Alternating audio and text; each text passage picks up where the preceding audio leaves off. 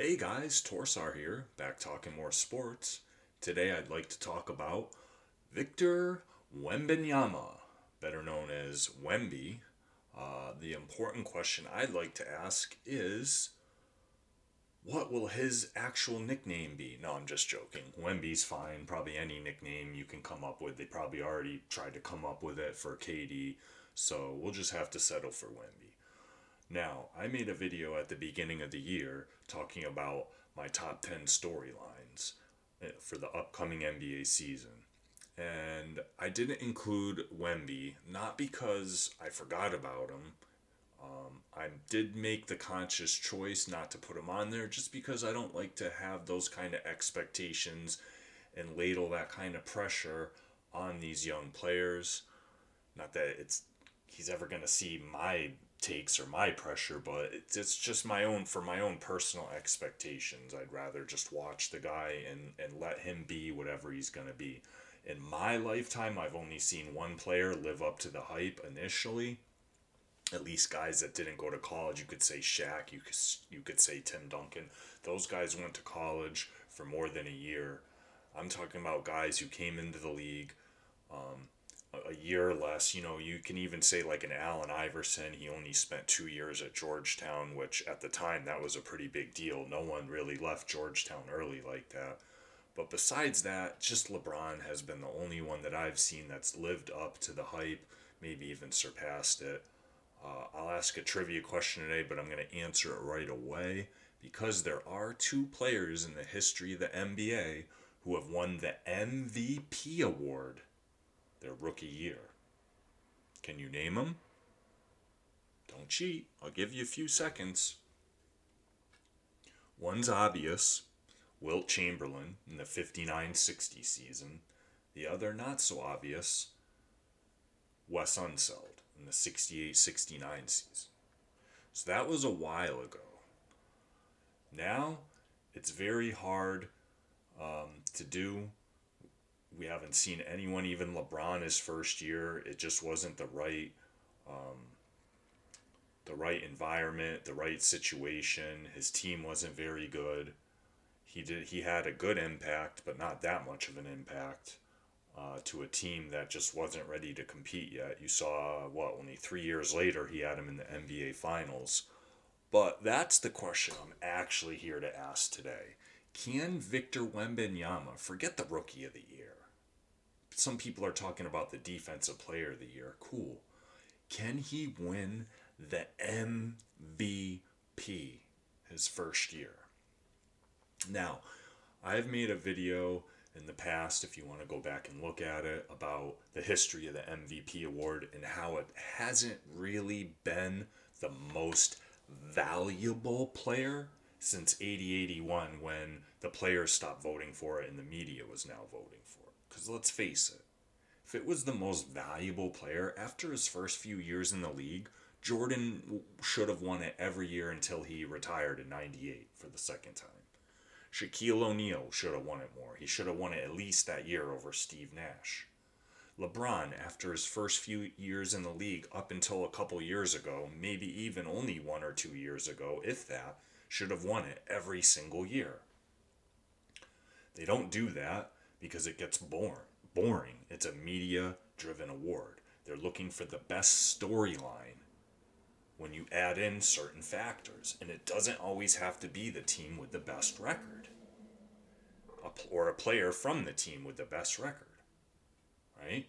We saw that one year the situation was just right because KD had just left. That first year that Russell Westbrook was alone in OKC, and he put up the first triple double season average that we'd seen since Oscar Robertson did it way back in the day. But I think they were the sixth seed that year. So, considering San Antonio was one of the worst, if not the worst team in the league last year, and this next thing can either hurt his cases or help them, and that's the fact that San Antonio still probably has one of the worst rosters in the league. If you're not an avid NBA fan or a fan of the San Antonio Spurs, you might not recognize any of the names, or you might say, yeah, I recognize that name, but damn, he's one of their top players, like a Cedi Osman, right? So that can hurt them, but at the same time, if Victor Wembanyama is so outstanding, let's say the Spurs at the end of the year, they're in contention for the playoffs. They're in one of the top play-in teams, like that seventh, eighth spot, or maybe they can somehow in this loaded Western Conference get the sixth seed. I don't see that happening, but they're 3-2 right now. They're looking better than we thought they would. Wembanyama's looking, 38 points, 10 rebounds. I know it's just one game, but not many people have done that. Even players who went to school for 4 years, who went to college for 4 years and then entered the league. And we've been having a lot of European players enter the league where they say, well, these guys have been playing with grown men for years now, like a Luka. Luka didn't have this immediate success. Took him a little bit to grow into it, to play into it. And right now, Victor Wembanyama is leading his team in every single stat besides assists. He's leading in points, he's leading in rebounds, he's leading in blocks, he's leading in steals. You would think, of course he's going to lead in the blocks. Steals? That's insane. He's also got a better situation than LeBron did when he came in the league. He's got Greg Popovich as his coach. And he has the advantage that all the guys who have won it recently, they're gonna it's that much harder. This is why LeBron didn't win it every year. This is why Jordan didn't win it every year. LeBron probably isn't gonna win it this year. Steph Curry, KD, yeah, I could see that. But Jokic, it's going to be so hard because he's going to have such an amazing season. We just saw him win it 2 times. Giannis, Embiid, the same thing. They're going to have such amazing seasons. I'm not saying it can't happen. I'm just saying that all the familiar, the usual suspects, that is a little bit of a notch against them in MVP voting. Remember, it's really the most outstanding storyline of the NBA season. So no one is going to always have all the factors in their favor.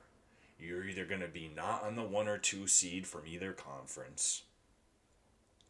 You're going to be playing with other superstars that are going to take votes away from you. Because they're going to say, well, yeah, he was really good, but he's also got so-and-so on their team. So a guy who's the single focus on a team, like Russell Westbrook a few years ago, is going to have that notch to his storyline. And I think the more and more the year goes on, and the more and more, if he can keep putting up these kind of numbers, keep the Spurs in contention, yes, I can see him, and not like, oh, he was 5th because he got some votes. He was 5th at the end of the year in the MVP voting. Even a top 3, I could see him being the main contender for the MVP award, or at least, you got to figure the guys who have a top 3. I don't think he's going to run away with it, but I definitely think he could be a top 3 contender going late into the year. But one thing's for sure, and I said this in the video that I made about the storylines, should I have put Wemby in there? Well, we're going to find out real quick, and I think we've already found out. Myself and anyone else who didn't have him in there, we probably should have. But anyway, what do you guys think? Do you think I'm insane? Do you think he doesn't have a shot? Would you be excited to see it? Let me know. Until the next one, stay healthy. Peace.